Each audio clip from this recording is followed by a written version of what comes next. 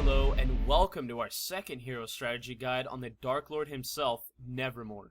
Nevermore is a ranged agility carry who is part of a special group of carries who possess a very strong early to mid game because he doesn't rely on items to do damage. Nevermore is probably one of the most exciting heroes to watch because of his infamous ability, Shadow Rays. We've seen players like Yafets, or some of you may know him as PIS, blow us away with brilliant raise placement and his ability to predict player movements with raises despite having no vision of the target whatsoever. Hopefully after this hero guide you'll have a solid mechanical understanding of how Nevermore should be played. Without further ado, let's discuss his skills. Shadow Rays is Nevermore's bread and butter skill. It's what makes this hero difficult to play and what makes him incredibly strong early to mid game. Being able to use all three of your raises properly is an absolute must, and though there's no formula to raise perfectly other than massive amounts of practice, there are a few tips to help those who are new at raising. As you may already know, the cast range for raises are not linear, Shadow Rays Q being 200, Shadow Rays W being 450, and finally Shadow Rays E coming in at 700 units away. Though this might come off as a headache at first glance, the distance of these raises are absolutely perfect.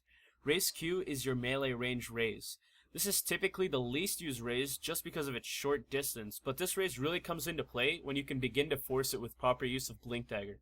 Raise W is a simple to land raise because you can always use Nevermore's attack range as an indicator. Since Nevermore's attack range is 500 and Raise W is 450, you'll have a good idea of when to let this raise go. Raise E is probably the most used raise because of its massive distance, but there's no clever tip on how to estimate its distance properly. However, after playing a few games, this raise shouldn't be too difficult to pick up at all. Nevermore's second ability, Necromastery, is a skill that gives him an amazing edge early to mid game, as the end result of this ability is a free plus 60 damage boost. This ability grants Nevermore an additional 2 damage for each soul he's captured through last hitting, denying, creep kills, and hero kills. However, upon death, 50% of these souls are lost and need to be reacquired. This ability holds a huge synergy with your ultimate, Requiem of Souls, and I'll discuss why later. Presence of the Dark Lord, his third ability, is a skill that negates armor of enemy heroes in an AoE around Nevermore. This ability is most potent when paired with other minus armor heroes such as Slardar, Tidehunter, Vengeful Spirit, Templar Assassin, to name just a few. Nevermore's ultimate, Requiem of Souls, is a game changer if used properly. I'm sure you've all seen rampages and ultra kills generated by this really strong ultimate. This ability has a 1-second cast time, and its damage is calculated by how many souls you've acquired through Necromastery and the distance between Nevermore and opposing heroes, which is why items such as Shadow Blade and Blink Dagger are considered core on Nevermore. Though most people tend to only think about its damage output, it also places a strong debuff that is applied to everyone in a 700 AoE around Nevermore, which reduces attack damage and attack speed considerably for 5 seconds. This ability shouldn't be used unless you have the maximum amount of souls, unless you absolutely have to. Even then, I wouldn't recommend channeling this ability unless you're at least 20 souls or more. That just about wraps up Nevermore's skills. Let's hop into the ever so popular laning phase. Generally, Nevermore is played as the team's solo mid, so you play a very integral part of the game because you're not only responsible for your lane, but you're also expected to gank frequently as well. Luckily, Nevermore is an incredibly strong ganking hero once he hits level 7 due to the sheer amount of damage that can be generated through 3 proper raises, totaling at around 900 damage and approximately 670 damage when taking resistance into consideration. Doing well in the laning phase is key to doing well in the rest of the game. Nevermore possesses a very low attack damage range at level 1, being a mere 35 to 41 damage, making it difficult to last hit until you can get Necromastery going. This is why I recommend picking up 2 Slippers of Agility, 2 Ironwood Branches, a Salve, and a set of Tangos. This starting item build helps Nevermore's base damage compete with other mid heroes, which is why this is the most common and most popular starting item build on Nevermore.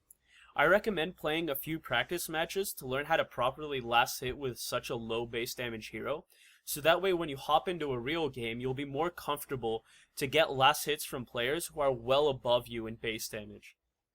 If you find yourself having a very difficult time landing last hits against a player early on, I recommend to begin using Rays to gather a few souls very quickly so you can get back into your lane.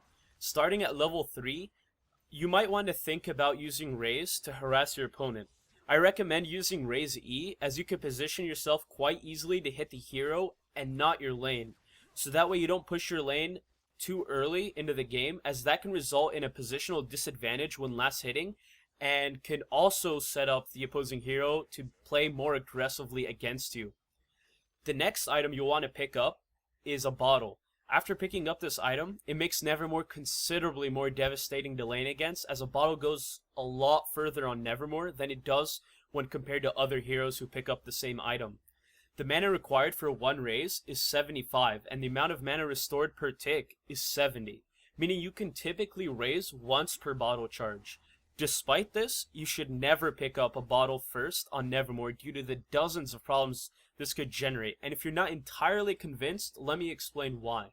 For 600 gold, the bottle doesn't give you nearly enough heal potential to stay in a lane against a player who's picked up a healing salve and tangos. For example, if the opponent notices that you have a bottle, he can simply choose to take a very aggressive stance in the lane, basing it on the fact that you'll run out of regen before he does, which is going to force you to back to base in order to heal and refill your bottle. Base damage is another reason why you shouldn't pick up a bottle first, because as I mentioned earlier, you're going to have a very difficult time last hitting with a really low base damage. So you're obviously going to get into a lot of trouble if you can't manage to get last hits. Finally, the biggest issue with bottle is if you don't get the 2-minute rune. You'll be left with no regen and a 600 gold paperweight. Anyways, back into the laning phase. You want to make sure that your team is properly supporting you with wards on at least one side of the map so you can hold strong rune control. If you're in one of those games where everyone is playing for themselves, don't hesitate to pick up a ward, as rune whoring and scouting potential ganks is well worth 100 gold investment. Oftentimes, I don't see people opting to buy the ward and stubbornly relying on support to do so, and as a result they lose their lane, rune control, and probably get ganked in the process. If you think about it for 1 second, that 100 gold is the best 100 gold you can spend, period. It also allows you to keep regen up through rune control, gank side lanes, and prevent ganks on you middle. One prevented gank, one rune acquired, or one kill scored because you got the rune or had vision, and you've already paid for the ward and then some. At level 5, you should become entirely dominant in your lane, as not many mid-heroes can stand against constant raise harass. Of course, you'll need to take into consideration what hero you're laning against, but in most cases, you should be able to keep them back and cowering in fear next to their tower. Once you have enough gold, you'll want to pick up boots and a TP stone. Since you won't have enough inventory space, put one of your branches on the donkey and create a magic wand when possible. Starting at level 7, you should be constantly watching the minimap to look at enemy heroes' positioning, so that you could set up a gank. As a general rule of thumb, anytime you get an invis, DD, or haste, you'll want to gank a side lane. Make sure that your team has enough mana and HP to assist you with your gank. Also, make sure your team is aware you're going to be ganking their lane. I've seen way too many kills lost because people are not paying attention, so make sure to throw out a few pings or call it out on the mic if possible. Now, in the middle to upper tier games, you could expect that each rune will be warded, and if you attempt to gank from the river, you'll probably be scouted and killed, or at the very least, you'll have wasted a good minute or so of farming. This is where your TP stone really comes into play. You'll want to act as if you're returning to mid lane, and once you're in a spot with no vision, you'll want to TP to either tier 1 tower, so long as the enemy team has no vision of you doing so. This should result in the enemy lane having no clue that you're there because they clearly just saw you return to mid lane just a few seconds ago after picking up that rune. This should easily net a kill or two. While it might seem difficult at times, don't go too crazy with ganking. While it's fun to watch heroes literally disintegrate when you hit them with raise, keep in mind you're letting mid get free farm and you're also going to take a hit on your farm as well. Nevermore is very squishy, so getting behind in farm is something you cannot let happen or you'll see yourself in a world of hurt. Depending on your farm, you'll want to pick up either power treads or boots of travel. In either case, you'll want to pick up BKB followed by a Blink Dagger as quickly as possible. Some of you are probably thinking, I didn't mention the option of picking up a Shadow Blade over a Blink Dagger. Well, in my opinion, and I'm sure some of you will disagree, Shadow Blade is a wasted 3,300 gold. Why? It's quite simple. First and foremost, you can't use it next to enemy towers, so team battles that occur on towers renders this item essentially useless to get a solid ultimate off.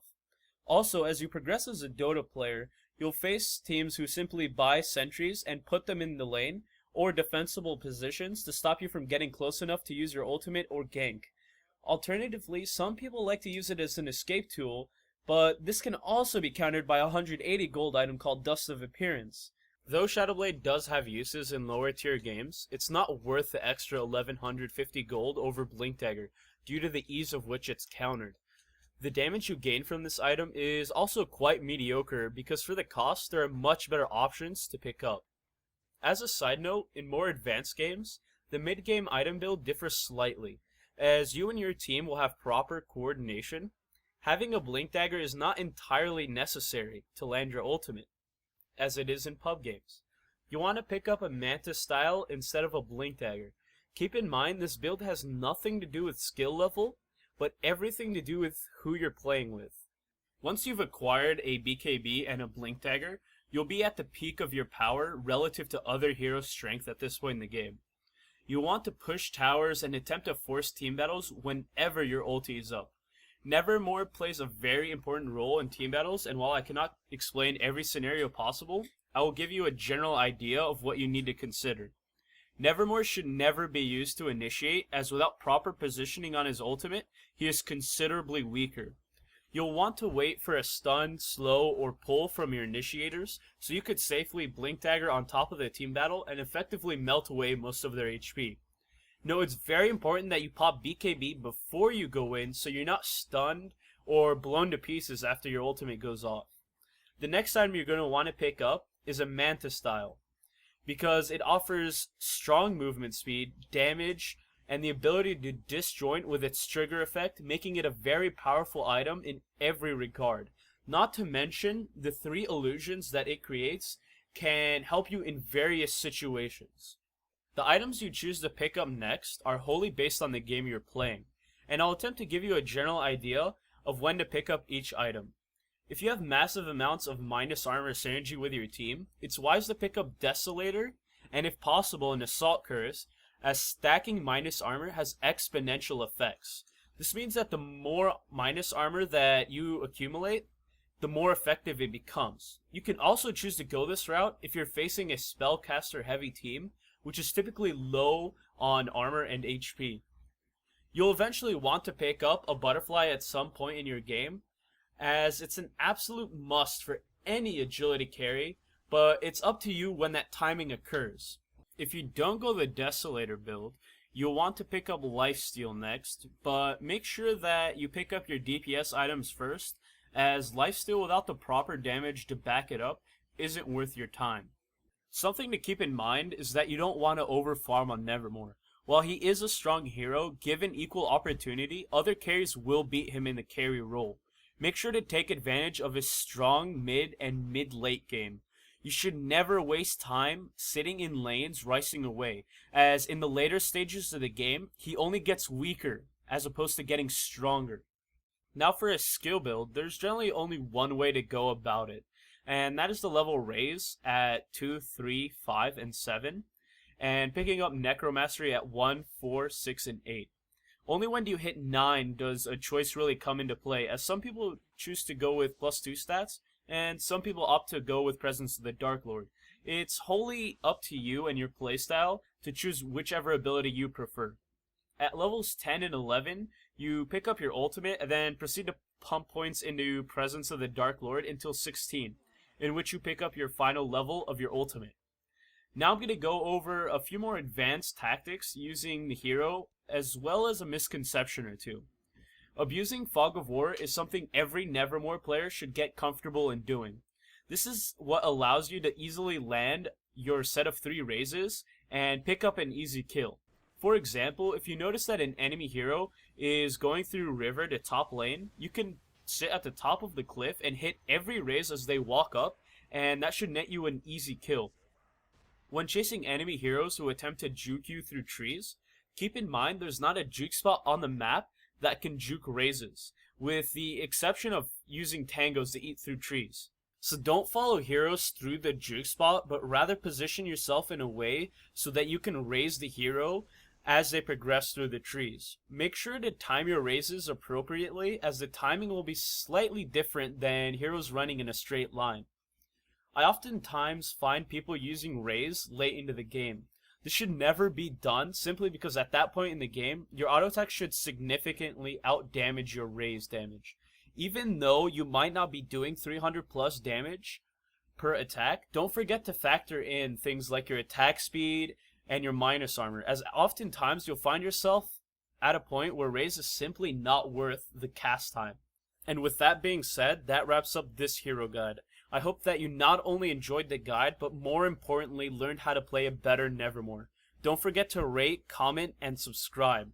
Let us know how we did in the comments below, as WSLK and I are always looking to improve ourselves so that we can bring you better quality content. Thanks again for watching. My name is Zegas, and I hope to see you next time.